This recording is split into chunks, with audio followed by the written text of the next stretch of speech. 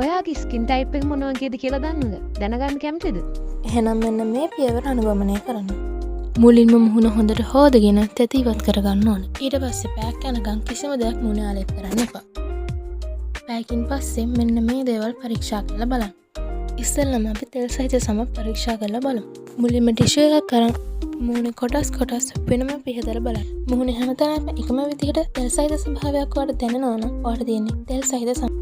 අපි දැන් බලමු මිශ්‍ර සමක්. එහෙම නැත්නම් කම්බිනේෂන් ස්කින් එකක් කියන්නේ මොන වගේද කියලා.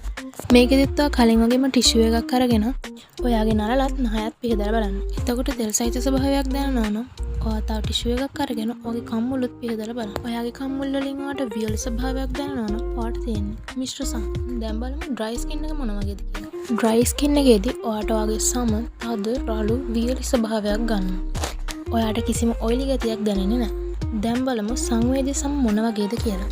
මොකක් හරි ප්‍රොඩක්ට් එකක් පාවිච්චි කරද්දී හරි පාරිසරික වෙනස් වීම මත හරි ඔයාගේ හැම කැසීම් රතු වීම වලට ලක් වෙනවා නම් ඔයාට තියෙන සෙන්සිටිව් ස්කින් එක. සෙන්සිටිව් ස්කින් තියෙන කට්ටිය අලුතෙන් ප්‍රොඩක්ට් එකක් පාවිච්චි කරන්න කලින් ගොඩක් හිතන්න ඕනේ. ඔයිලි ගතියක්වත් සෙන්සිටිව් ගතියක්වත් එහෙම නැත්නම් වියලි ස්වභාවයක්වත් නැත්නම් ඔයාට තියෙන්නේ සාමාන්‍ය සම. ඔයාලට මේ වීඩියෝ එක වැදගත් වුණා කියලා හිතනවා නම් channel එක subscribe කරගෙන යන්න.